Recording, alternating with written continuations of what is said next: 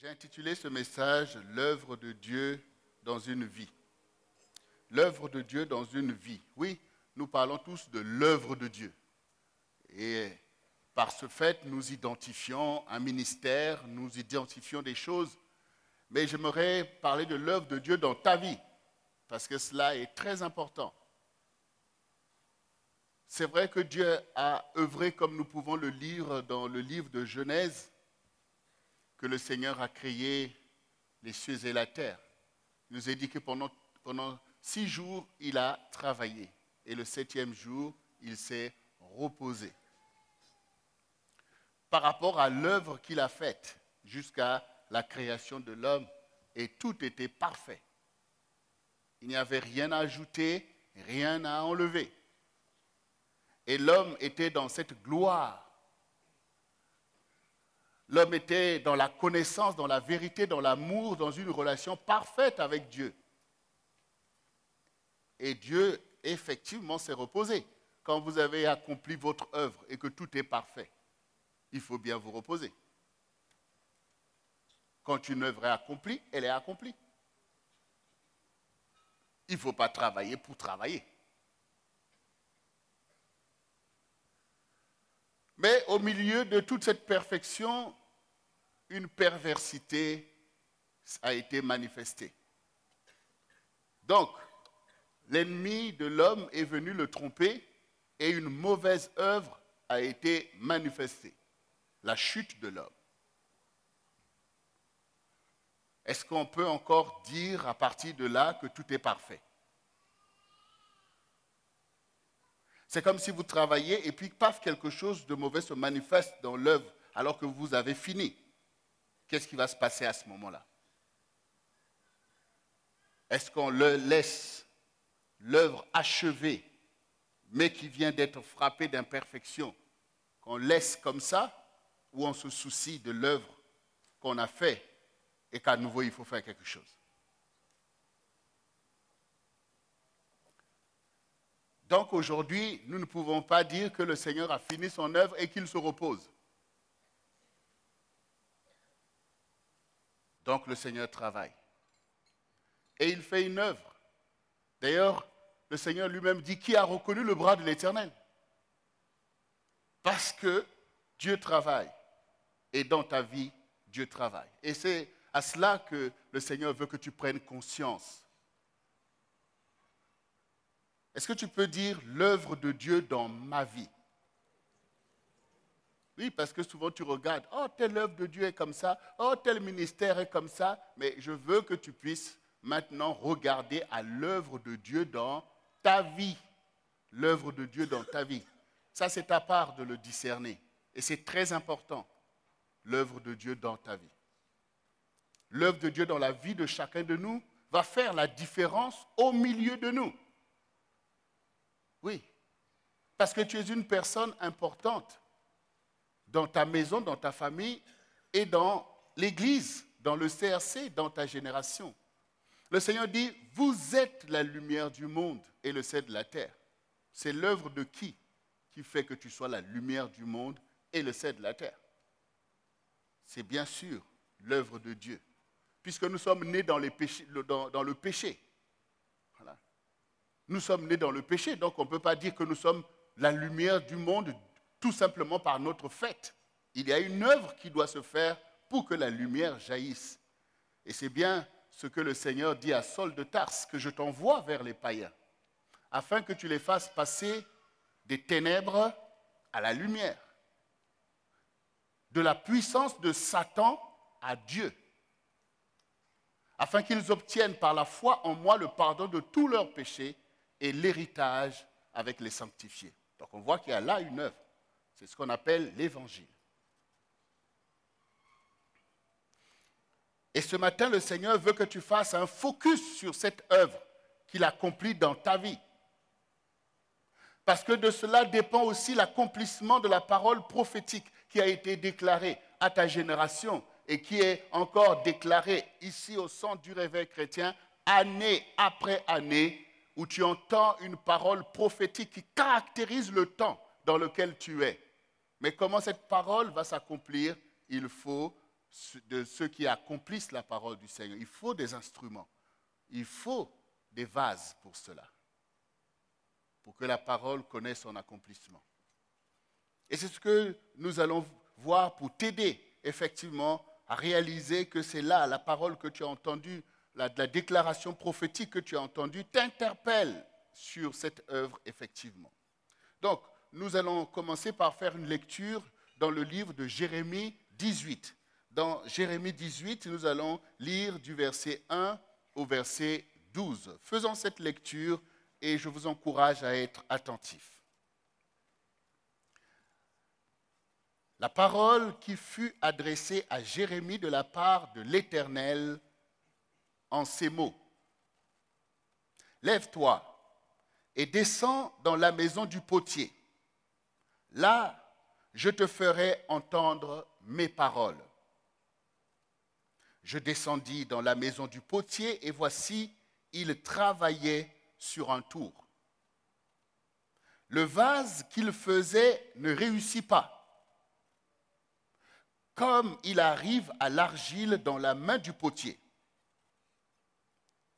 Il en refit un autre vase, tel qu'il trouva bon de le faire. Et la parole de l'Éternel me fut adressée en ces mots.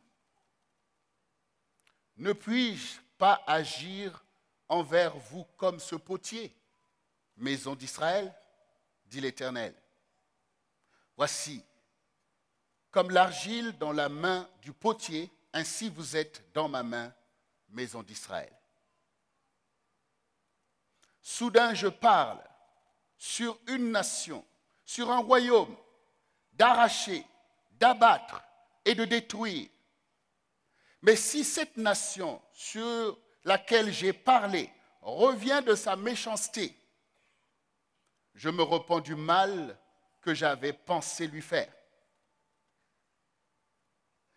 Et soudain je parle sur une nation, sur un royaume, de bâtir et de planter. Mais si cette nation fait ce qui est mal à mes yeux et n'écoute pas ma voix, je me repens du bien que j'avais eu l'intention de lui faire. Parle maintenant aux enfants de Juda et aux habitants de Jérusalem et dis, ainsi parle l'Éternel, voici je prépare contre vous un malheur. Je médite un projet contre vous. Revenez chacun de votre mauvaise voie. Réformez vos voies et vos œuvres. Mais ils disent, c'est en vain, car nous suivrons nos pensées.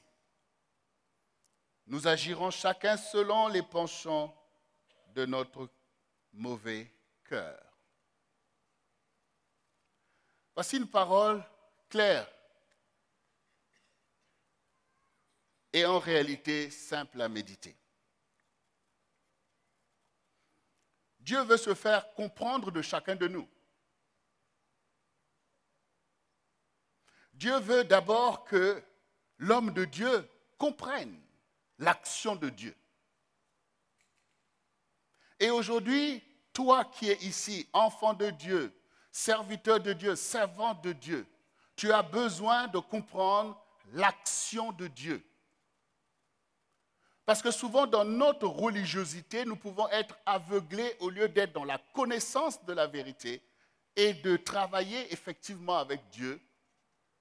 Pour beaucoup encore, nous pensons que les promesses de Dieu, les bénédictions de Dieu s'accomplissent fatalement. Ça va se faire. Bien entendu, ça va se faire. C'est ce que Dieu veut. Dans son plan, Dieu n'imagine pas que ses enfants se rebellent contre lui. C'est exactement comme nous-mêmes. Quand nos enfants viennent au monde, nous portons sur eux forcément un projet de bénédiction. Aucun père, en voyant son enfant naître, n'est en train de dire, celui-là, tu vas voir ce que je veux te faire, telle chose, telle chose. Parce que l'enfant est là avec cette aspiration de vivre et de faire de bonnes choses. C'est comme ça que Dieu se positionne vis-à-vis de chacun de nous. C'est pour ça qu'à chacune de nos vies est adressées les promesses de Dieu, un plan, un projet. Comme le Seigneur dit, car je connais le projet que j'ai formé sur votre vie. Projet de paix et non de malheur, afin de vous donner un avenir et de l'espérance. Dieu est plein de foi. Dieu n'est pas tenté par le mal. Dieu n'est pas tenté par le mal. Il ne soupçonne pas le mal. Il est Dieu qui pardonne le péché, mais qui ne prend pas le pécheur pour innocent. Donc, nous voyons bien que le Seigneur veut nous montrer que quand il a fait son œuvre, alors que nous n'étions pas là, quand il a fait les cieux et la terre, il a dit, c'est parfait. Il a dit que c'est bien. Quand il nous a créés, il a dit que c'est bien. Mais au sujet de nos vies, au sujet de nos maisons, de nos familles, de nos entreprises, il est quand même question de nous. Il est aussi question de ta volonté. Dieu est obligé de faire avec ta volonté. La Bible dit l'Éternel est ton époux. Quel est cet homme maintenant qui se lève, qui voit une femme et qui dit « Oh, j'aime cette femme » et que tout d'un coup, tous ses désirs sont accomplis dans la vie de cette femme sans que cette femme adhère, sans que cette femme ouvre son cœur et dise « Oui, ça m'intéresse ». Et une fois qu'elle a dit que ça m'intéresse, qu'est-ce qu'on fait? On marche ensemble.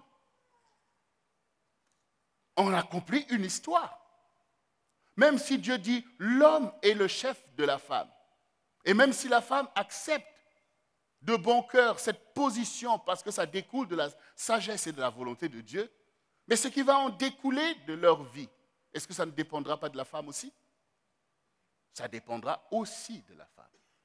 Aussi obéissante qu'elle soit, son investissement sera aussi manifesté dans le résultat final qu'il en adviendra. Et ici, le Seigneur veut que nous soyons réalistes. Le Seigneur veut que tu comprennes que Dieu t'a formé pour être aussi une puissance. Et que toute puissance doit être canalisée par rapport à l'objectif que l'on poursuit. Il ne s'agit pas d'être dans des proclamations, d'être dans une vision éphémère des choses. Il faut que tu envisages les choses dans leur interaction. C'est ça que Dieu veut montrer. Il nous a donné une volonté, un libre arbitre. C'est pour ça qu'il parle justement, parce qu'il cherche un accord. Dieu cherche un accord. Parce que c'est de ta vie qu'il s'agit. C'est de ta maison qu'il s'agit. C'est même de ton ministère qu'il s'agit. C'est de ton pays qu'il s'agit. Dieu se propose d'être ton Dieu. Il se propose d'être ton conseiller. Il se propose d'être ton berger. Et il te montre même combien il est nécessaire pour toi de te soumettre à lui parce que sans lui, tu ne peux rien. Il t'en donne toutes les démonstrations possibles. Mais est-ce que ça suffit à ce que l'œuvre de Dieu réussisse en toi? Parce que, oui, Dieu fait une œuvre. Et nous pouvons voir dans le témoignage des autres, nous pouvons dire, oh, Dieu a fait telle chose. Peut-être que c'est facile d'oublier ce que Dieu fait avec toi. Oui, Dieu fait une œuvre. Mais cette œuvre, elle peut nous être bénéfique, comme elle peut aussi être catastrophique pour nous. Nous lisons la Bible. Nous voyons l'œuvre que Dieu a fait au milieu des enfants d'Israël. À les délivrer de la maison de la servitude. À briser la main de Pharaon et son armée et les faire sortir de l'Égypte. De les conduire dans le désert jusqu'à faire des miracles et des prodiges que nous connaissons, qui nous réjouissent quand nous les lisons. Jusqu'à leur donner le pays qu'il avait promis. Après de combats. Dieu a fait ces choses. Mais nous voyons aussi que l'action de Dieu est parfois, et même souvent, catastrophique pour ce même peuple. Beaucoup sont tombés dans le désert. La terre s'ouvre et engloutit des groupes entiers. Nous voyons toutes ces choses. Et quand ils sont arrivés sur le pays, les déportations, jusqu'à perdre totalement le pays et le reconquérir, toujours par la volonté et l'action de Dieu. Donc, nous voyons bien qu'il faut méditer à l'action de Dieu. Si toi, tu veux la réussite de l'action de Dieu, parce que ça, c'est un choix qu'il faut faire. C'est un choix. Dieu est un Dieu de choix. Il dit, à tes résolutions répondra le succès. Toutes les promesses de Dieu sont vraies pour toi. Dieu veut que ses promesses s'accomplissent. Mais la parole ne revient pas sans avoir accompli ce pourquoi elle a été envoyée. Et quand Dieu qui met devant toi le bien et le mal, la vie et la mort, c'est que la même parole qui t'est envoyée peut produire ou la vie ou la mort. Ou la vie ou la mort. Le Seigneur dit, choisis la vie. Vous voyez, donc il y a l'interpellation au choix. Choisis la vie. Quand vous éduquez votre enfant, quand il commence à grandir, vous commencez à l'apprendre, à prendre conscience du choix qu'il porte. Donc aujourd'hui aussi, le Seigneur nous interpelle au travers de cet échange avec le prophète. Il dit, mais parce que même en tant qu'homme de Dieu, oui, nous proclamons la parole de Dieu, mais nous voyons parfois des réalités qui se produisent. On attend un fruit, parfois c'est la calamité qu'on voit, ou les choses qui tardent, ou les choses qui sont bloquées. Nous nous posons des questions. Est-ce que notre Dieu n'est pas suffisamment puissant pour faire ce qu'il a dit? Nous nous posons ces questions. Et parfois la confusion peut venir. Le découragement peut venir, comme on a entendu, au lieu que nous soyons dans la joie du Seigneur, parce que Dieu est dans nos vies et parce qu'il œuvre, mais quand nous voyons le résultat des choses qui se passent, des choses difficiles, des échecs, des projets qu'on a entendus, des prophéties qui sont déclarées en notre faveur, et quand on en voit ce qui en découle, nous pouvons être dans l'incompréhension totale. Pourtant, Seigneur, tu as dit, mais tu n'as pas fait. Alors le Seigneur dit, mais regarde le potier. Le potier, il est en train de faire un vase. Et puis il est dit que le vase n'a pas réussi. Le vase n'a pas réussi. Il y a l'argile, il y a l'intention du potier, mais le vase n'a pas réussi. Pourquoi? Est-ce que c'est par la maladresse du potier? Oui, un potier humain peut être maladroit. Peut-être parce qu'il apprend, ou peut-être parce qu'il est inattentif quand il est en train de faire, parce que l'argile est prête à recevoir l'empreinte. Moindre mouvement va s'imprimer. Donc il faut être habile pour être le potier qui réussit des vases. Il y a des potiers qui ne réussissent pas des vases, ou qui font des vases qui ne sont vraiment pas beaux à voir. Bon. Donc maintenant, dans l'œuvre de Dieu, est-ce que Dieu peut rater son vase du fait des choses que je viens de dire? C'est-à-dire parce qu'il est maladroit, parce qu'il est inattentif. Impossible, puisque dans l'histoire de la Genèse, nous voyons bien l'œuvre que Dieu a faite. Personne n'était son conseiller. Il a fait une œuvre qui nous défie et qui nous défiera toujours. Les scientifiques n'arrivent pas à comprendre l'univers, une telle perfection. Donc, il est impossible que le vase soit raté dans les mains de Dieu du fait de Dieu lui-même. Donc, il y a là une responsabilité à rechercher. Et le Seigneur est clair sur ce qu'il vient de nous dire. Il dit, mais oui, vous êtes dans ma main comme l'argile dans la main de ce potier. Mais l'argile peut être corrompue. Voilà. L'argile, effectivement, peut être corrompue. Parce que l'argile aussi, c'est un élément qu'on recherche, qu'on retrouve. Ah, cette argile est de bonne qualité. On y mélange de l'eau pour que ça devienne véritablement ce qu'il faut pour avoir notre vase. Dieu sait que tu es l'argile qu'il a choisi de façonner. Il s'agit de façonner ta vie. Parce que l'argile, il est quelque part dans la terre. L'argile existe, mais l'argile n'est pas un vase. Il faut que le potier prenne l'argile, qui n'est pas un vase, mais qui a tout, l'argile qui a tous les attributs pour être façonné et être un vase. Et quand le vase est formé, c'est là qu'on voit l'utilité de l'argile. Parce que les gens ont besoin des vases pour tout un tas de raisons. Le Seigneur a dit, le jour que vous mangerez de ce fruit, vous retournerez à la poussière. Parce que le péché, c'est effectivement la corruption de l'argile. C'est ce qui découle de ce que nous venons d'entendre.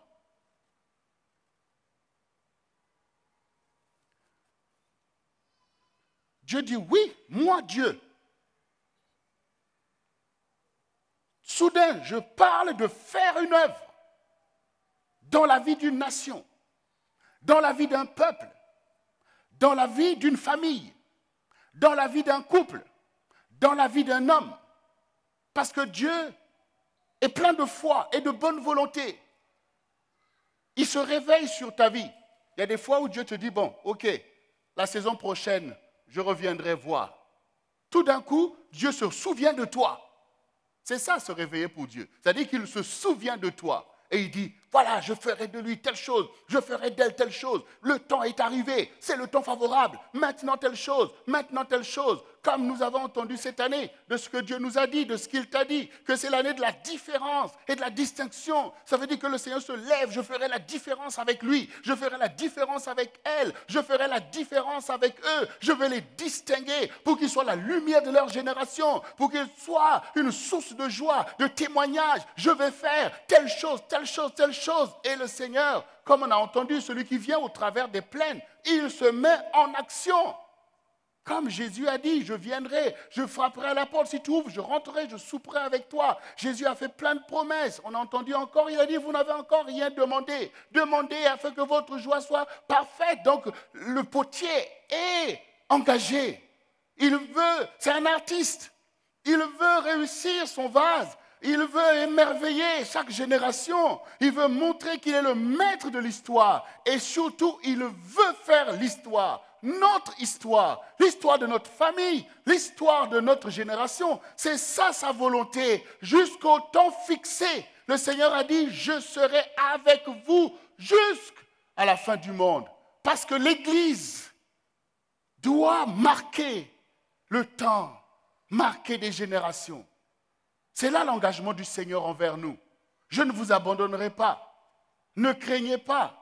Là, nous disons nous-mêmes, avec Dieu, nous ferons des exploits. Mais ces exploits, c'est que Dieu accomplit des exploits en nous. Il fait des vases d'honneur. Il fait des prodiges dans nos vies. Nous, l'argile, dans ses mains. Et comme tu entendais tout à l'heure, tu as des raisons de te réjouir. Pourquoi? Parce que Dieu est dans ta vie. Et quand il est là, c'est pour créer la vie. C'est pour faire un témoignage fort. C'est pour ça qu'il est dans ta vie. Donc, il n'y a pas de raison que toi qui as Dieu dans ta vie, que tes afflictions, que tes épreuves te mettent KO. Sinon, qu'est-ce que Dieu fait dans ta vie? Qu'est-ce qui peut mettre Dieu KO? Rien. Il est dans ta vie. Même si tu souffres, tu es malade. Oui, mais comme le Seigneur, quand les apôtres ont vu un pauvre type malade, infirme, ils ont dit, mais maître, qu'est-ce que cet homme a fait? Est-ce que ce sont ses parents qui ont péché ou lui-même? Le Seigneur dit, ce n'est pas que ses parents ont péché ou que lui-même. C'est afin que les œuvres de Dieu soient manifestées en lui. Donc nous comprenons que quand tu es dans l'épreuve, tu n'es pas en train maintenant de se dire, ah, c'est fini, je suis mort.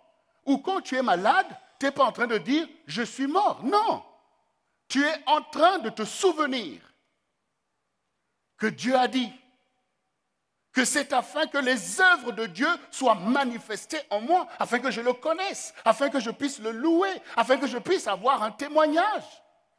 C'est pour ça qu'il faut se réjouir. Parce que tu n'oublies pas la parole, tu n'es pas amnésique par rapport à qui est ton Dieu et la souveraineté de ce qu'il est capable de faire sans que tu le comprennes. Mais tu soupires après lui, tu espères en lui, tu espères en l'œuvre de Dieu. C'est pour ça que tu le loues. Il dit, vous m'invoquerez et vous partirez, vous me prierez et je vous exaucerai. Il faut que tu cherches l'œuvre de Dieu dans ta vie. ah, Seigneur, là, dans telle situation, comment tu vas œuvrer pour atteindre l'objectif que tu as déclaré, pour faire ce que tu m'as dit, parce que moi, je m'attache à ce que tu as dit. C'est-à-dire, je veux ce que tu as dit. Voilà, je veux ce que tu as dit. Et je me dispose parce qu'il est question de ça. Comme l'argile, il faut que tu te disposes. Comme l'argile, pour recevoir la marque de Dieu, la marque de la volonté de Dieu. Et quand ça commence à marquer ton esprit, ton âme et ton corps, c'est que là, le vase est prêt à se former. Ah ben oui, il faut quand même réaliser. Quand tu arrives devant le Seigneur, tu es comme cette masse d'argile qu'on prend, qu'on met sur le tour. Informe et vide, tohu-bohu. C'est ce que tu es quand tu viens au Seigneur avec tous tes péchés, avec toutes ces choses. Il te met sur le tour. Allez, on commence à tourner le tour. Au début, tu commences à tourner, alléluia, tu tournes, mais il n'a pas encore commencé à mettre le doigt. Il n'a pas encore commencé à mettre le doigt. Mais déjà, tu commences déjà à tourner. Tu commences déjà à tourner, tu commences déjà à tourner. Ça tourne encore. Tu as maintenant commencé à voir comme le tourniquet. Après, paf, il va mettre les mains. Et là, ça va creuser. Là, ça va creuser. Mais il faut que tu saches pourquoi tu es là. Je suis dans la maison du potier, c'est que Dieu veut me donner une forme qui n'a rien à voir avec ce que je pense ou que je désire, mais qui a à voir avec sa volonté. Il veut me former à son image et à sa ressemblance. Il veut me donner, parce que le vase doit être utile. Donc, Dieu veut me donner une utilité. C'est pour ça qu'il marque ma vie. Bien sûr, le potier peut tout faire avec l'argile. Il peut enlever les scories si l'argile est corrompue. Et c'est ce que Dieu fait. Il enlève les péchés du monde. Il ôte tes péchés. Voilà. Il doit enlever. Donc, il ne faut pas que nous restions, quand on arrive dans l'église et qu'on est toujours païen, on dit « Oh ouais, Dieu ne regarde pas ça, hein. Dieu fera hein, tout ça, et puis on veut garder les mauvaises choses. » Non, ça doit être enlevé. Dieu enlève tout ce qui n'est pas bon. Il faut que tu acceptes. Parce que ici, le Seigneur dit, je parle. Quand je parle de détruire, parce que je vois des actions qui ne sont pas bonnes, comme quand il a détruit Sodome et Gomorrhe, je parle de détruire, de faire telle chose. Mais je suis attentif à la réaction de celui qui entend ma parole. C'est pour ça que vous devez toujours savoir qu'au moment où vous entendez le son de la voix du Seigneur, au moment où vous entendez un enseignement ou une prédication, votre attitude est très importante. Parce que quelque chose se passe à ce moment-là.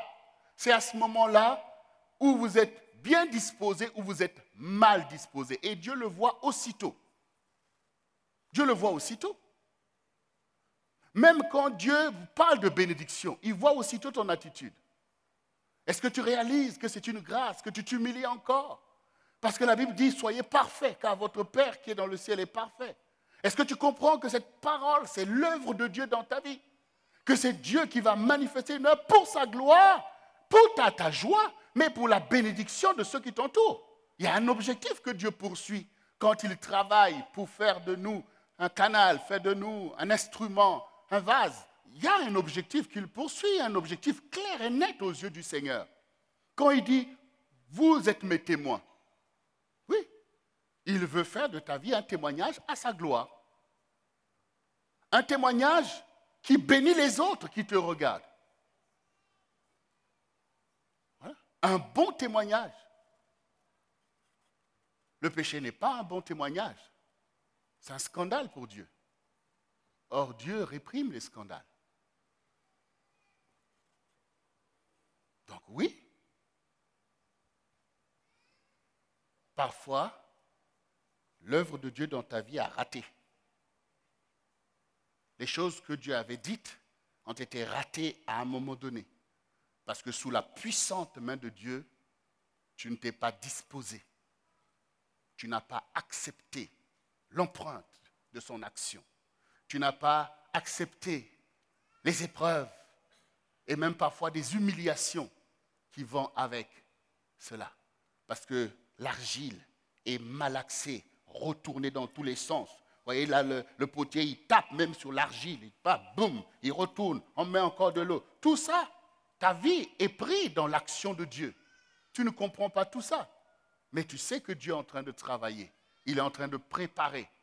Il est en train. Tu dis, mais je ne vois pas ce que Dieu a dit. Ah, maintenant, là, c'est des jeûnes, des humiliations. J'ai maigri, mais je n'ai pas vu. C'est des attaques démoniaques. L'ennemi m'attaque, mais je ne vois pas. Alors qu'il m'a dit que je suis ton serviteur, tu es ma servante, je te bénirai, tu auras quelque chose. Mais là, je ne vois pas. Je ne vois. Tu ne vois pas encore. Tu ne vois pas encore, mais déjà, tu vois son action. Tu vois déjà son œuvre. Tu vois déjà son œuvre, puisque Dieu continue à te parler. Il va te dire, je suis avec toi. Il t'envoie des songes, des visions pour dire que c'est moi qui suis en train de travailler. Oui, parfois, et malheureusement, souvent, l'œuvre de Dieu qu'il a commencé avec toi n'a pas été réussie. Et nous pouvons être honnêtes pour dire, oui, c'est vrai. Là, on n'a pas réussi, Seigneur. C'est ma faute. Je me suis rébellé. Je me suis détourné. Parfois, il y a même des personnes, on voit bien que l'œuvre de Dieu prend de l'essor. Et tu as bien vu que tu es sur le tour. Et que ça a commencé à prendre forme. Le vase a commencé à monter. Et puis tu es descendu du tour pour aller je ne sais pas où. Et l'œuvre a été ratée. Après, tu es de la confusion. Ouais, Dieu m'a dit, ouais, Dieu m'a dit. Mais il t'a dit aussi comment ça se passe. Ah non, si c'est trop difficile. Ah, si c'est de Dieu, pourquoi c'est ceci? Pourquoi c'est cela? Pourtant, tu vois que c'est Dieu. Tu vois qu'il a commencé une œuvre. Regardez notre modèle, Seigneur Jésus lui-même. Oui, on voit que, ah oui, ça c'est vraiment l'exemple, quoi, de quelqu'un qui travaille avec Dieu. Dieu est dans sa vie, qui obéit à Dieu. Ben, regardez l'œuvre qui a été accomplie. Regardez les épreuves. Regardez comment cette œuvre magnifique a été faite. Voilà. Comme je dis avec Dieu, ce n'est pas du dessin animé. C'est une œuvre de vie. Une œuvre puissante, une œuvre renversante, mais le vase sera formé. Donc, parfois le vase a été raté.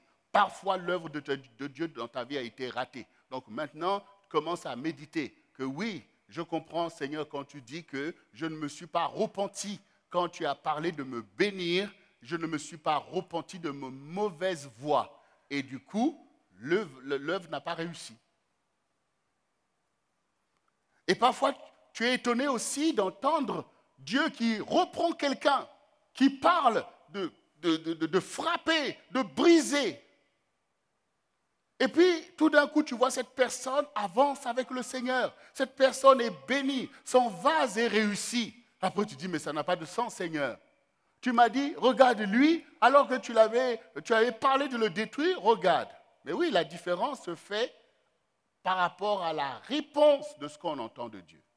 C'est à la réponse. Pour beaucoup d'entre nous, nous sommes contents quand Dieu nous parle de nous bénir. Quand Dieu parle, oui, tu es mon serviteur, ah, là on est content. Et quand Dieu te dit, toi, je vais te frapper, tu es méchant, tu es ceci, on commence on ferme les oreilles et tout. Non, c'est la même parole, c'est le même Dieu. Tu dois écouter avec la même attention. Parce que dans ce qui est dit pour te bénir, tu peux rater. Dans ce qui est dit, de ne pas comprendre aussi des conditions. Ce n'est pas parce que Dieu parle de te bénir que tu n'as pas à te repentir. Dieu voit exactement tes mauvaises voies. Tu dois aussi te repentir. Ce n'est pas parce que Dieu te parle de te reprendre que tu es maudit, que Dieu n'a pas un projet avec toi ou que Dieu ne t'aime pas. Il veut mettre une urgence par rapport au changement qui doit s'opérer dans ta vie, c'est-à-dire te détourner de tes mauvaises voies. Et Dieu aussitôt va prendre plaisir à faire une œuvre avec toi. Souvenez-vous de l'histoire de Jonas. Quand Dieu a envoyé Jonas pour proclamer la destruction de Ninive. Et qu'est-ce que les Ninivites ont fait? Ils se sont repentis. Et du coup, Dieu a pris plaisir à les bénir au lieu de les détruire, pour démontrer la parole que nous venons d'entendre. Ce n'est pas parce que la parole de Dieu peut être dure pour toi ou forte, mais cherche l'intention de Dieu. Pourquoi Dieu va te reprendre si tu n'as pas du prix à ses yeux? Voilà. Dieu laisse les rebelles marcher dans les lieux brûlés du désert. Mais tous ceux qui ont du prix à ses yeux, Dieu te reprend. Et Dieu ne blague pas avec ça. Dieu ne vient pas pour te flatter, il te reprend sévèrement. Et c'est encore la marque de son amour. Parce que Dieu veut au contraire réussir son œuvre avec toi. Dieu veut réussir son œuvre avec toi. Donc aujourd'hui, nous qui avons entendu une parole de Dieu pour cette année, on ne va pas se positionner vainement en pensant que ça va s'accomplir fatalement. Mais nous allons au contraire avoir égard et rechercher l'accomplissement d'une telle bénédiction dans notre vie. Ça veut dire, tous les jours, nous sommes attentifs à faire comme Dieu a dit, à lui être agréable, à prier, à travailler avec lui pour l'accomplissement d'une telle parole. Cette parole doit habiter notre cœur. Nous devons veiller à ce que les choses se fassent comme Dieu dit. Nous devons rester sur le tour. Dieu est en train de faire tourner. Il est en train d'appuyer. Il donne une forme. Là, ça se resserre. Là, il ouvre. Peu importe, il met un manche, il met tout ce qu'il veut. On est là, on accepte. Oui, Seigneur. Ça encore, oui, Seigneur. Oui, Seigneur. Je suis à ma place. Je prie.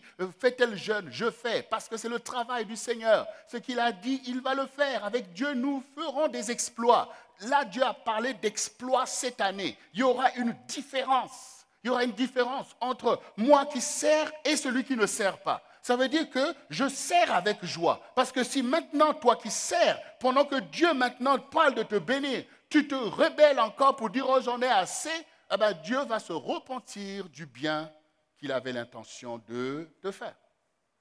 C'est logique. Et si celui qui est blâmé par Dieu, parce que Dieu a vu ton comportement, tes agissements, Dieu te reprend et tu commences à sentir cette colère de Dieu, et que dans la grâce de Dieu, tu te repens de tes mauvaises voies pour dire « Seigneur, je suis désolé », comme l'enfant prodigue, l'œuvre de Dieu va s'accomplir avec lui. L'œuvre de Dieu va s'accomplir avec lui. Il y aura une différence et une distinction en sa faveur. C'est pour ça que le Seigneur dit, certains des premiers seront les derniers.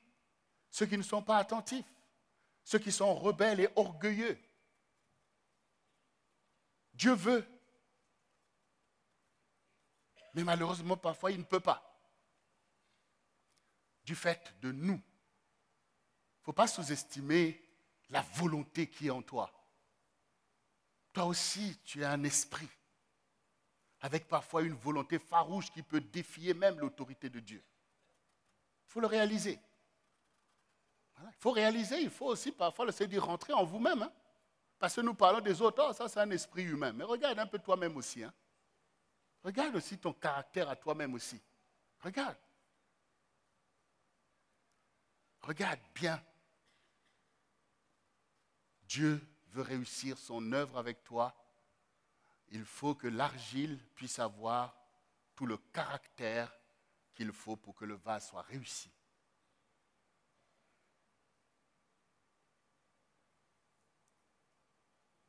Alors, bien-aimés, maintenant, oui, on a entendu tout ça que oui, c'est vrai. Et chacun de nous a déjà expérimenté ces ratages-là. On a commencé une œuvre, ça a tourné dans la catastrophe.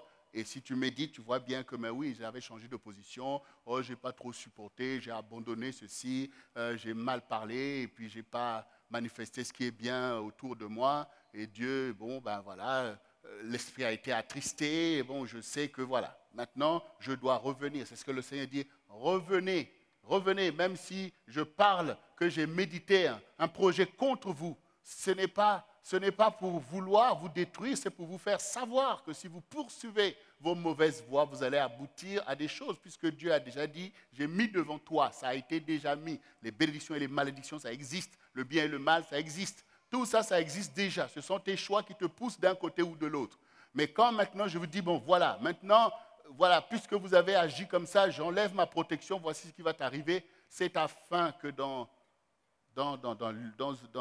dans l'ultime méditation que tu réalises que non, il faut que je revienne de mes mauvaises voies. Et nos mauvaises voies sont évidentes. La méchanceté. Dieu ne peut pas accepter la méchanceté. Et la méchanceté, ce n'est pas une idée, c'est une vérité. Quand tu es méchant, tu es méchant.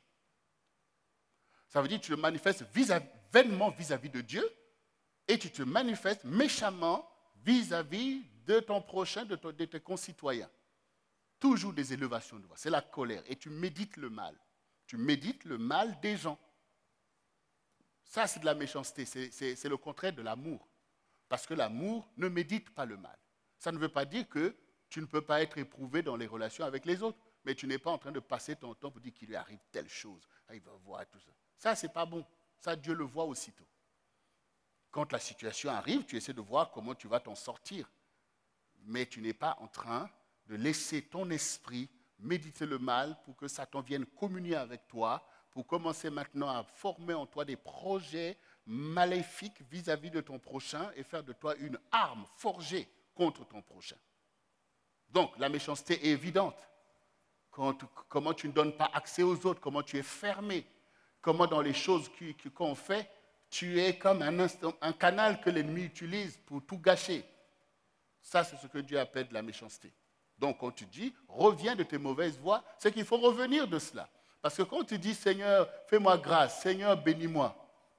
Mais le Seigneur dit, mais tu demandes des choses que toi-même tu ne veux pas faire pour les autres. Ça a quel sens? Ça n'a pas de sens. Donc, celui qui demande à être pardonné doit pardonner.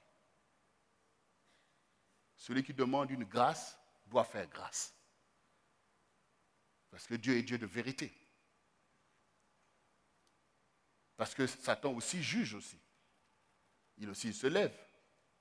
Il dit, mais Seigneur, là, ton action n'a pas de sens. Tu es en train de bénir quelqu'un qui manifeste la méchanceté tous les jours. Tous les jours, je l'utilise pour faire ça, ça, ça, et puis c'est ça que tu élèves. Donc, à un moment donné, la repentance qui est prêchée dans la Bible, de la Genèse à l'Apocalypse, il faut le pratiquer. Ça veut dire Dieu a donné à l'homme, par la foi, c'est par la foi, la capacité de revenir de ses mauvaises voies. Quel que soit le péché qui gangrénait ta vie, ce n'est pas par, c'est par la foi. Parce que la foi te donne d'aimer quelque chose. Tu ne vois pas Dieu, mais par la foi en lui, tu commences à puiser dans cette connaissance jusqu'à aimer Dieu. Quand, par la foi, tu renonces au mal, ton âme va haïr ce mal. Et cela va sortir de ta vie. Ce n'est plus ta motivation. Mais tu vas être motivé par l'amour. C'est-à-dire cette volonté de toujours faire du bien. Voyez, la foi, elle est agissante. La foi, c'est tout ce que Dieu vous demande, c'est par la foi qu'il vous le demande. Répondez-lui par la foi. Agissez par la foi. Vous verrez que ce que Dieu te demande n'est pas quelque chose d'aberrant, mais c'est quelque chose qui est à ta portée et à ta dimension. Il faut continuer à croire dans le bien. Il faut continuer à croire dans l'amour. Même quand tu es en difficulté, Dieu verra qu'au fond de ton cœur, il y a de l'amour et il viendra te secourir pour que cet amour porte son fruit et que tu reçoives la récompense de ceux qui sont remplis d'amour. Ici, le Seigneur dit qu'il y a une différence entre le Fils qui me sert et celui qui ne me sert pas. Mais comment tu sers Dieu? Tu sers d'abord Dieu avec la position de ton cœur. Ce n'est pas parce que tu viens soulever ça qu'on t'a dit, ça tout le monde peut le faire, y compris les méchants. Mais tu sers Dieu d'abord avec la disposition de ton cœur. Tu l'adores d'abord avec la disposition de ton cœur. C'est pour ça que votre attitude est plus importante pour Dieu que même vos actions. Parce qu'ils sont de ton cœur. Qu'est-ce qu'il voit au fond de ton cœur? Et une fois que Dieu a vu les mauvaises choses, comment tu travailles à ce que les bonnes choses soient au fond de ton cœur? Comment tu pries pour que l'amour soit réellement au fond de ton cœur? Et comment tu appliques la parole que tu as éprouvée en disant non, je me refuse à parler vainement. Je me refuse à condamner. Je me refuse. Pourquoi? Parce que j'ai fait alliance avec l'amour. C'est ça la pratique de l'évangile. Voilà. Oui. Dieu veut accomplir exactement ce qu'il a dit. Et nous travaillons pour accéder à ces choses. Nous y travaillons. Nous disposons les choses pour que les choses de Dieu se fassent. Nous travaillons. Nous ne sommes pas morts pour dire, bon, ben, les morts, ils n'ont pas d'action de volonté. Non, nous écoutons ce que Dieu dit, nous nous y intéressons et nous marchons dans le sens de ce que Dieu a dit. C'est ça qui est le fait que Dieu réussisse son œuvre dans ta vie. Parce que nous allons le voir. Allons-y dans 2 Corinthiens. Ça, c'est important, donc, comme nous avons compris qu'effectivement, l'œuvre de Dieu ne s'accomplit pas fatalement si nous sommes mal disposés ou si nous allons à l'encontre de ce que Dieu a dit, eh bien, malgré que c'est le grand Dieu tout-puissant qui en fait la promesse, eh bien, on peut malheureusement voir que l'œuvre n'a pas réussi. On peut rater beaucoup de choses, rater des ministères, rater ta vie, rater ta maison, ton couple, tout ce que tu veux. Non pas parce que Dieu ne le voulait pas, mais parce que tu n'as pas mis en pratique la parole et que tu n'as pas craint celui qui parlait. Et ici, dans 2 Corinthiens 6, nous allons lire du verset 1 au verset 10 pour pouvoir véritablement saisir notre part de ce message ce matin. 2 Corinthiens 6, à partir du verset 1. Puisque nous travaillons avec Dieu, nous vous exhortons à ne pas recevoir la grâce de Dieu en vain. Car il est dit, au temps favorable, je t'ai exaucé. Au jour du salut, je t'ai secouru. Voici maintenant le temps favorable, voici maintenant le jour du salut. Nous ne donnons aucun sujet de scandale en quoi que ce soit, afin que le ministère ne soit pas un objet de blâme. Mais nous nous rendons à tous égards recommandables, comme serviteurs de Dieu, par beaucoup de patience dans les tribulations, dans les calamités, dans les détresses, sous les coups, dans les prisons, dans les troubles, dans les travaux, dans les veilles, dans les jeûnes, par la pureté, par la connaissance, par la longanimité, par la bonté, par l'Esprit Saint, par une charité sincère, par la parole de vérité, par la puissance de Dieu, par les armes offensives et défensives de la justice, au milieu de la gloire et de l'ignominie, au milieu de la mauvaise et de la bonne réputation, étant regardé comme imposteur, quoique véridique, comme inconnu, quoique bien connu, comme mourant, et voici nous vivons, comme châtié, quoique non mis à mort, comme attristé, et nous sommes toujours joyeux, comme pauvres, et nous enrichissons plusieurs, comme n'ayant rien, et nous possédons toutes choses. Voilà, bien-aimé, l'attitude que Dieu attend de toi. C'est cette attitude puisque nous connaissons bien notre bien-aimé, l'apôtre Paul. Ce Saul de Tarse, qui était aussi un religieux comme toi, mais qui était rempli de colère, de meurtre, de haine, et qui pourchassait les saints de Dieu. Pourtant religieux, et même bien enseigné au pied de Gamaliel. mais qui n'était pas un vase selon le Seigneur, qui n'avait pas encore reçu l'empreinte de la régénération de Dieu, égaré dans son entendement. Comme toi aussi, tu dois faire attention à ce qui est au-dedans de toi, qui te fait te manifester différemment d'un disciple de Jésus. Parce que le témoignage des apôtres est là. Il faut que tu lises pour que tu saches comment se manifeste un disciple. Et là, nous avons l'exemple le plus patent, le plus fort du témoignage des apôtres. Voici quelqu'un qui n'était même pas avec Jésus, qui passait son temps à critiquer et à condamner ceux qui étaient avec Jésus et qui a été visité par l'Esprit de Dieu et a reçu la révélation que Jésus est le Christ, qu'il est le Seigneur et qu'il faut se soumettre à lui et qui s'est soumis parfaitement. Ça veut dire quoi?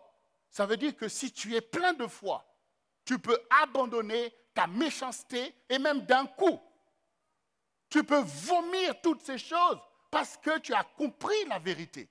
Il y a donc aussi une détermination qui a été manifestée par Paul. Il a compris que non, c'est le salut qui m'est offert.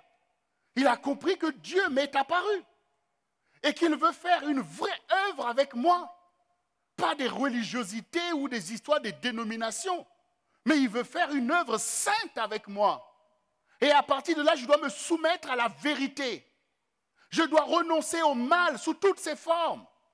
Même si on me fait croire que, oui, en fait, tu as raison d'aller pourchasser les chrétiens parce que c'est des hérétiques. Allez, tu as raison. Cette raison n'est pas saine. Elle n'est pas une raison sainte. Ça camoufle les forfaits et la méchanceté. Oui, parce que, ben oui, s'ils sont ceci, cela, ben ils ont Dieu pour ça. Dieu peut se venger lui-même. Il ne m'a pas appelé à être un instrument d'iniquité ou de méchanceté. Donc, Paul l'a compris. Et quand il a compris cela, il sait que sa vie est en danger. Il sait que ceux qui le motivaient avant ne vont pas le laisser comme cela. Et que même le peuple de Dieu vers qui il est envoyé, que ça ne va pas toujours se passer tranquillement. Donc, c'est ici une action de Dieu au milieu de toutes les tribulations et des épreuves. Mais comment va réagir l'argile? Comment va se positionner le vase de Dieu? Comment va se positionner l'homme ou la femme de Dieu, l'enfant de Dieu, le disciple de Jésus au milieu de tout ça? Des choses qui défient ton entendement, des choses dangereuses auxquelles tu seras confronté. Seras toujours ce disciple de Jésus? Seras-tu toujours celui qui aime les autres? Seras-tu toujours celui qui veut pratiquer la parole de Dieu, pardonner quand on te fait du mal? Est-ce que tu seras toujours dans cette attitude? Paul l'a démontré. C'est pour ça qu'il peut nous parler. Parce que tout ce qu'il vient de dire, il les a subis. Il s'est rendu être recommandable, comme il dit, c'est d'être parfait devant le Seigneur. Ce n'est pas comme certaines personnes qui, voilà, devant les gens, tu as bonne réputation. Mais Dieu voit ta vie. Dieu voit ta vie. Parfois, les gens peuvent te faire une mauvaise réputation, tout simplement parce que tu sers Dieu. Parce que tu es impliqué dans l'œuvre de Dieu. Tous ces apôtres, ils n'avaient pas toujours que bonne réputation comme nous le leur donnons aujourd'hui. Surtout quand les gens sont morts, c'est facile de leur donner une bonne réputation. Mais de leur temps, c'était appelé des imposteurs. Ils ont subi des lapidations. Ils ont été jetés en prison. Paul parle des faux frères, au milieu de qui il s'est souvent retrouvé, la trahison et toutes ces choses.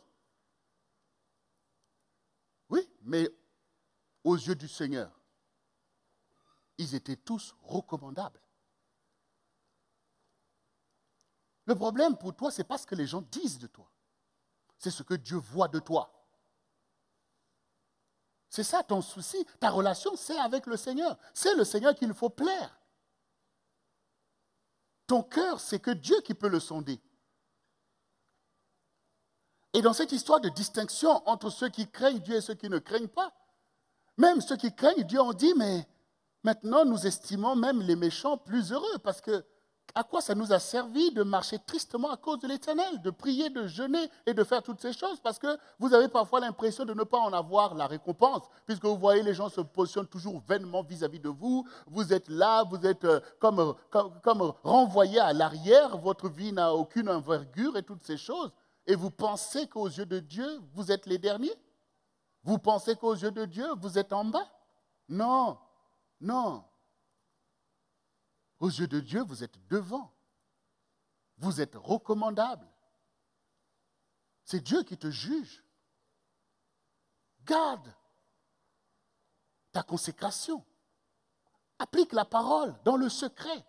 Là où l'homme ne voit pas, Dieu voit comment ton attitude dans ta maison, comment parfois les conflits se lèvent et toi tu gardes le silence, tout simplement parce que tu obéis à l'évangile.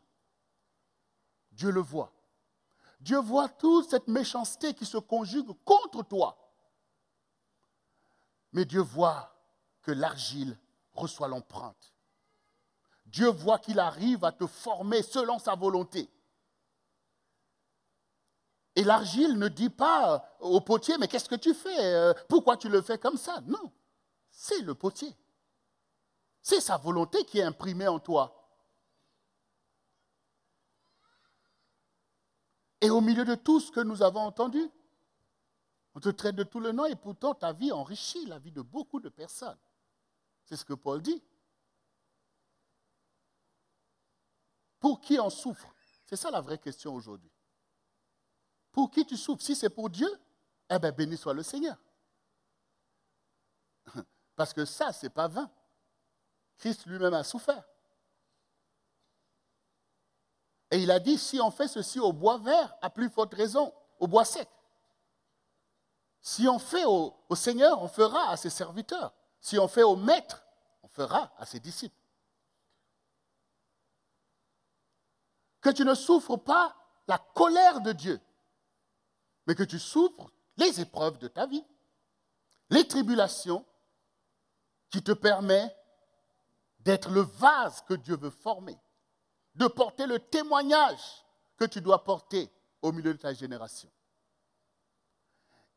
Et que cette vie, parce que l'époux est là, parce que tu vois cette communion avec Dieu et qu'il est ton berger, alors garde la joie comme tu as entendu. Il y a une joie puisque tu connais ce que le Seigneur t'a promis d'abord, la vie éternelle et la vie en abondance.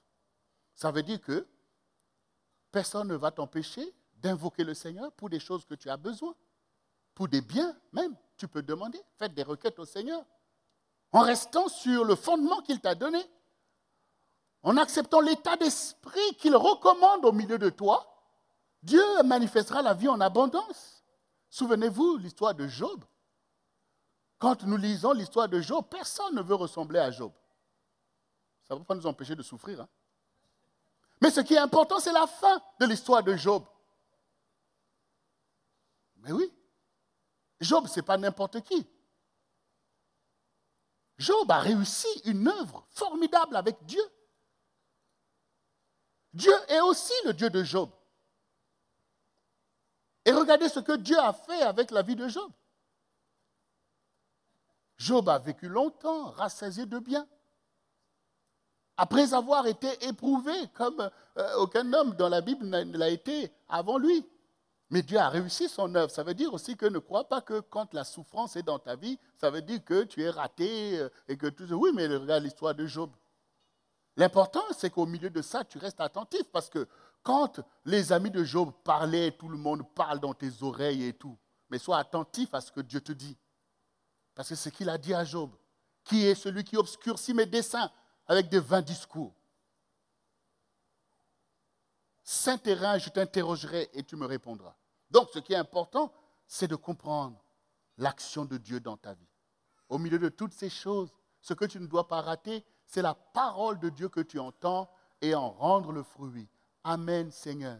Oui, Seigneur. Je crois, Seigneur. Allez, fais ton effort au quotidien. Et cet effort, ce n'est ni par force ni par puissance, mais par mon esprit. Ça veut dire que même toi qui es sur ton lit de malade, ne crois pas que tu n'es pas en train de travailler avec Dieu.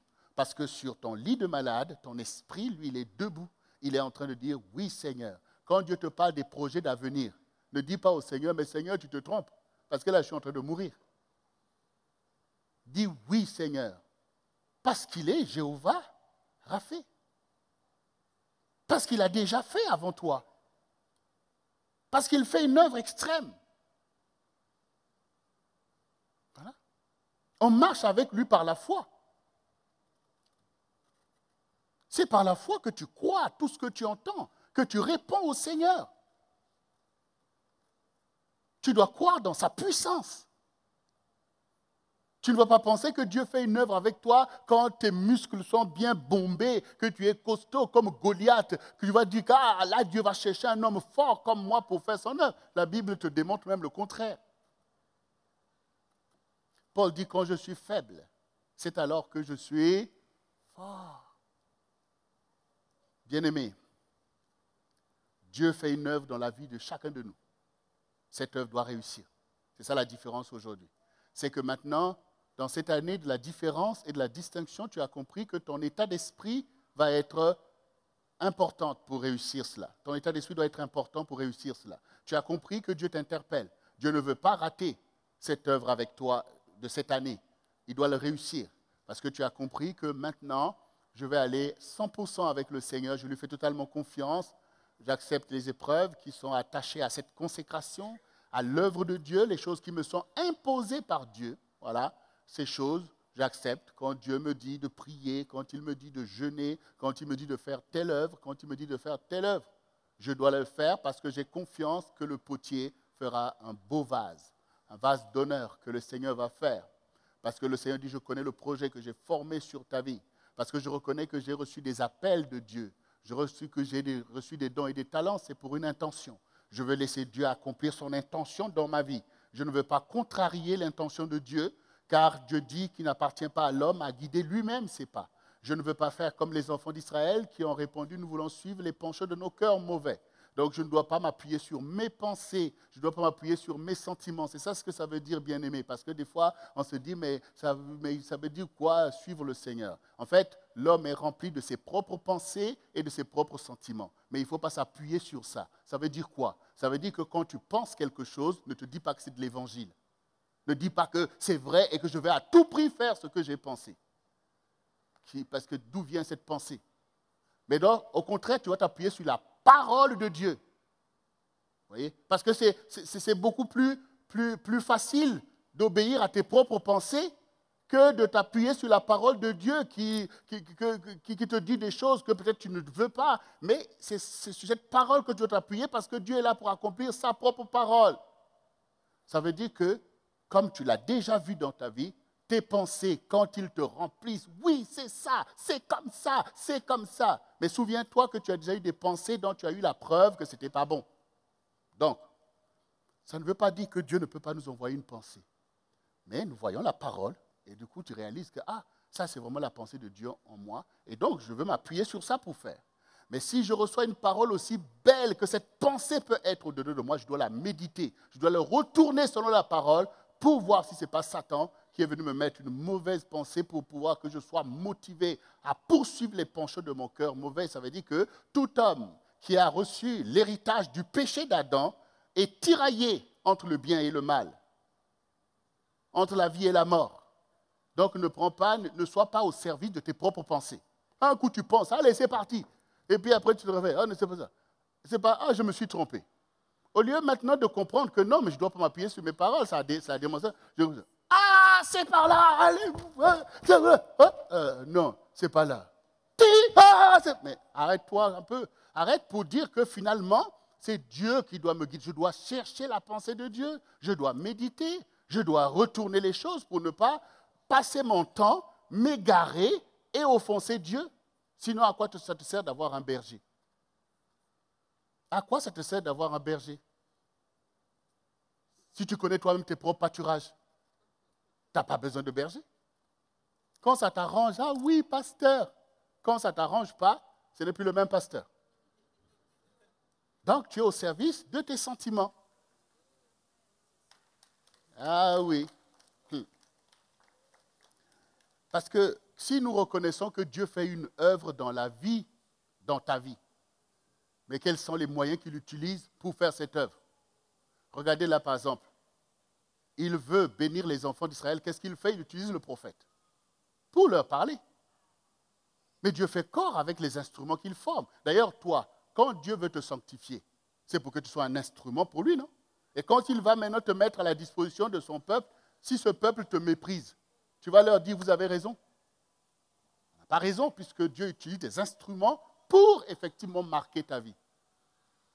Et souvent, on attend le témoignage de nous, le peuple de Dieu. Parfois, on ne le voit pas au milieu d'une génération parce qu'on est nous-mêmes en échec, dans la rébellion, dans la désobéissance. On ne craint pas Dieu, on ne se reconnaît pas les uns les autres, on n'accepte pas le ministère des uns et des autres. Eh bien, on est livré à un aventurisme qui aboutit à la catastrophe, comme les enfants d'Israël qui ont péri dans le désert. Bien-aimé, pour cette année, je veux que tu puisses croire dans la parole prophétique de celui qui te parle avec vérité et qui a envoyé l'Évangile et a orchestré des ministères en ta faveur afin que tu discernes la voie de Dieu et qu'avec la persévérance des saints, que tu puisses la pratiquer jusqu'à réussir une œuvre formidable avec ton Dieu et à être toi-même un sujet de la gloire de Dieu et une source de bénédiction pour ta génération, pour le peuple de Dieu et pour ta maison. Alors, cette année, c'est bien sûr l'année de la différence. Il faut que tu fasses la différence avec la parole de Dieu. C'est ça. Ça veut dire qu'avant, je suivais, j'écoutais, mais maintenant, c'est la parole. Je comprends la parole parce que je me positionne favorablement. Je n'ai pas à croire dans ma propre sagesse puisque la sagesse est déjà manifestée dans la parole. Je recherche cette parole.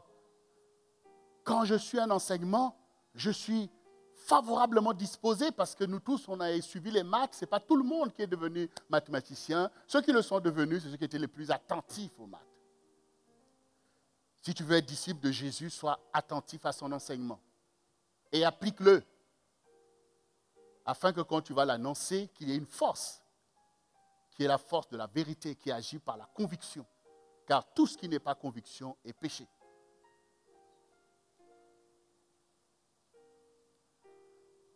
Alors que chacun de nous prenne ses responsabilités vis-à-vis de la vérité, vis-à-vis de Dieu. Dieu a une œuvre dans ta vie. Dieu n'y est pas, tu n'es pas un hasard. Dieu a un vrai plan dans ta vie, un vrai. Et quel que soit l'état de ta vie aujourd'hui, oui, il faut aussi reconnaître la vérité. Parfois, il y a des situations difficiles, des situations de désespérance. Voilà. Les gilets jaunes, ce n'est pas que dehors. Hein. Toi aussi, tu es révolté. Mais il y a des situations vraiment critiques, compliquées. Mais cela ne veut pas dire que Dieu n'a pas un plan. Cela ne veut pas dire parce que tu as raté les premières choses que Dieu ne réussira pas avec toi aujourd'hui. Parce qu'il y a un temps pour tout. Souvenez-vous de l'enfant prodigue. Il s'est retrouvé au milieu des pourceaux, appauvri. Et il s'est souvenu de son Dieu, de son Père. Et il s'est repenti. Et Dieu a commencé une nouvelle histoire, magnifique avec lui. Toi qui as entendu ce message est là pour te bénir. Quelle que soit ta situation, ce message est là pour te bénir. Pour faire de cette année une année de différence et de distinction. C'est-à-dire que ta vie va se révéler par l'action de Dieu. Il faut que tu sois heureux de cela. Qu'enfin ma vie va servir. Que je ne vis pas en vain, que Satan est vaincu, que tout ce que Dieu dit, ça va s'accomplir dans ma vie. Que les serpents, les scorpions et toute la puissance de Dieu sera sous mes pieds. Parce que le Seigneur est avec moi. Avec Dieu, nous ferons des exploits. Et dans le livre d'Ésaïe 1, le Seigneur dit, si vous êtes docile, vous mangerez les meilleures productions du pays. Mais si vous êtes rebelles, vous serez dévorés par le glaive. Nous, on est dociles. Ça doit être le verset, vous pourrez lire entre le verset 16 et le verset 20. Donc, si vous êtes docile, ça c'est Ésaïe 1, verset 16 à verset 20. Si vos péchés sont comme noirs comme le cramoisi, deviendront blancs comme la neige. S'ils sont rouges comme l'écarlate, ils deviendront purs comme de la laine. Si vous êtes docile, vous mangerez les meilleures productions du pays. Mais si vous résistez, vous serez dévorés par le glaive. Et si chacun de nous donne du prix à sa propre vie, et que tu comprends que ta vie ne doit pas se terminer dans la confusion, mais au contraire, tu dois être la lumière du monde et le sel de la terre, comme l'Éternel l'a déclaré, parce qu'il est capable de le faire, alors tu as compris que ce message, il est pour te mettre en pole position pour cette année. Tout à l'heure, quand nous venions dans le culte, on était en train d'échanger avec les bien-aimés, les Dismus qui nous conduisaient, parlant de ce qui s'est passé en fait hier quand je venais arriver à Champ de Courses. On nous a dévié de la route qui était là. Je me regardais, mais qu'est-ce qui est devant? Je ne voyais pas. Et puis finalement, c'est Jephté qui m'explique que en fait, c'est au niveau de la gare de Champ de Courses, pour ceux qui connaissent, une personne qui s'est suicidée. C'est-à-dire que le train est venu, s'est jeté sous le train. Et la personne est morte. C'est pour ça qu'ils avaient fermé la route. C'est tout simplement pour que vous compreniez, comme on nous a expliqué tout à l'heure, que la joie du Seigneur qui nous garde pendant des temps difficiles est quelque chose de précieux. Parce que regardez ce qui est arrivé à cette personne. Peut-être qu'elle avait des difficultés, peut-être des difficultés matérielles. Peut-être qu'elle était au milieu d'une mauvaise réputation. Peut-être qu'elle était dans une déception amoureuse. Et la personne a tout simplement trouvé que sa vie ne valait plus la peine d'être vécue. Et la personne est morte comme ça. Donc vous comprenez combien l'espérance est quelque chose d'important. Combien croire en Dieu et dans son action, qu'il agira. Il ouvrira un chemin là où il n'y a pas de chemin. Il me relèvera, il pardonnera, il me lavera, il me délivrera de la mauvaise réputation. Il témoignera en ma faveur. Cette personne ne serait pas morte. Cette personne ne serait pas morte si Jésus était dans sa vie. Oui, il y a même des chrétiens qui se suicident, mais quand on parle de Jésus, c'est le Jésus vivant que tu connais, qui travaille, qui te conduit dans des jeûnes, des prières, pour que tu réalises que cette vie est une vérité, pas seulement le fait de la religiosité. D'ailleurs, pour beaucoup de religieux, quand on leur montre toujours Jésus à la croix, pour eux, ils pensent qu'il est mort. Je te parle du Jésus qui te visite, qui t'encourage, qui te parle, qui te fortifie au moment où c'est dur. Et c'est notre responsabilité de pouvoir apporter ce témoignage à notre génération. Parce que là aussi, on ne voit pas le zèle que tu fais dans l'œuvre de Dieu en travaillant avec Dieu au salut des âmes des autres. Ça aussi, on ne voit pas. Toi, tu viens suivre des enseignements qui t'aident, qui ouvrent tes yeux, mais tu ne te soucies pas d'autres qui périssent autour de toi pour dire non, venez avec moi. Non, ça tu dois comprendre, il y a ceci et tout. Il faut que nous sortions de cette négligence. Parce que Dieu aussi, qui est ton maître, il est aussi celui qui évalue pour voir le fruit que tu donnes. Nous devons témoigner que moi aussi, comme on a entendu le pays dépressif, eh bien, tu dois témoigner que moi aussi j'étais dans la dépression. Mais depuis que j'écoute l'évangile, ma vie a changé. Les choses qui me mettaient en bas, ça ne me met plus en bas. Que je n'ai pas d'argent ou ceci, moi je loue le Seigneur et j'ai été délivré de l'esprit de mort, délivré de la dépression. Témoignez de la vérité autour de vous. Satan détruit les vies. Satan détruit. Bien-aimé, que ta distinction soit véritable devant Dieu. Parce que c'est dans tout ça que nous nous distinguons. Notre attitude, mais aussi l'œuvre que nous faisons pour le Seigneur. Nous travaillons avec lui. Nous lui emmenons des âmes. Nous témoignons de la vérité. Nous élevons le nom de Jésus dans la vie des autres. Ça va te distinguer. Parce que le Seigneur va dire, celui-là, il est à moi. Et la différence dont a dit le Seigneur entre celui qui sert et celui qui ne sert pas se fera aussi par le fruit, par la moisson, par le résultat.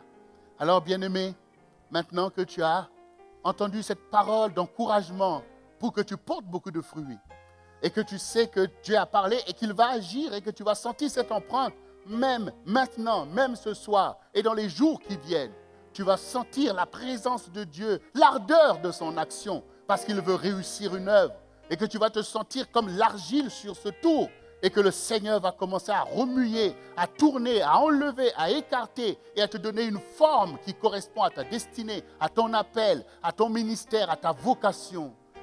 Eh bien, bien-aimé, réjouis-toi déjà dans le Seigneur comme on a entendu et donne-lui gloire. Et tiens-toi sur tes deux pieds devant le Seigneur afin que je puisse invoquer le Seigneur en ta faveur par rapport à tout ce que tu viens d'entendre. Pour dire, Seigneur, désormais, réussis le vase avec moi, réussis ton œuvre avec moi, réussis parce que, Seigneur, je suis venu pour recevoir cette empreinte. Ta parole est la vérité, ta parole est sainte, Ta parole est capable, Éternel, parce qu'elle me façonne à ton image et à ta ressemblance. Elle me façonne selon ma destinée.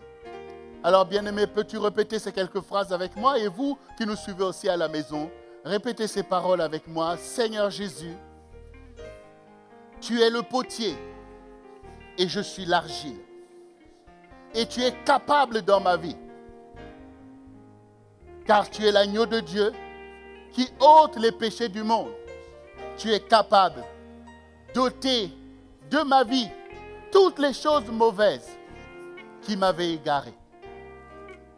Et maintenant, je suis sanctifié par ta parole, par ton sang qui a coulé à la croix et par ton Esprit Saint qui me conduit dans toute la vérité. Et aujourd'hui, j'incline mon cœur dans l'obéissance à ta parole pour ne pas contester avec ton action dans ma vie. J'accepte l'épreuve de ma vie. J'accepte, Seigneur, les tribulations qui vont avec mon témoignage. Mais j'ai confiance que tu réussiras ton œuvre avec moi et que tes promesses sont pour moi, car elles s'accompliront certainement dans ma vie, parce que je te fais confiance, malgré mes épreuves, malgré les situations, malgré les oppositions, malgré les attaques de l'ennemi, malgré les moqueries. Je te fais confiance, car tu es Dieu. Et je te remercie aujourd'hui, car tu ne t'es pas détourné de moi. Tu ne m'as point oublié, mais aujourd'hui tu veux encore réussir ton œuvre avec moi. Les choses anciennes sont passées et toutes choses deviennent nouvelles. Cette année, c'est l'année de la différence dans ma vie. C'est l'année de la distinction dans ma vie, car c'est ton œuvre en moi, Seigneur. J'accepte le projet que tu as formé sur ma vie et je te fais confiance pour l'accomplir parfaitement, Seigneur. Et j'incline mon cœur à l'obéissance et je m'humilie sous ta puissante main. Agis, Seigneur. Agis, Seigneur. Fais ton œuvre en moi afin que ta gloire soit manifestée dans ma vie, afin que je sois béni et que je sois une source de bénédiction pour tous ceux qui m'entourent et tous ceux vers qui tu m'envoies. Afin que dans ton œuvre, le sang du réveil chrétien, avec mes bien-aimés, que nous puissions nous soumettre pour faire ta volonté au milieu de cette génération, pour visiter les nations, les royaumes et les îles, pour faire ton œuvre. Ô Seigneur, me voici, Seigneur. Remplis-moi du Saint-Esprit et fais ta volonté, Seigneur. Fais ta volonté en moi. Je te dis merci pour ta parole, car ta parole est la vérité.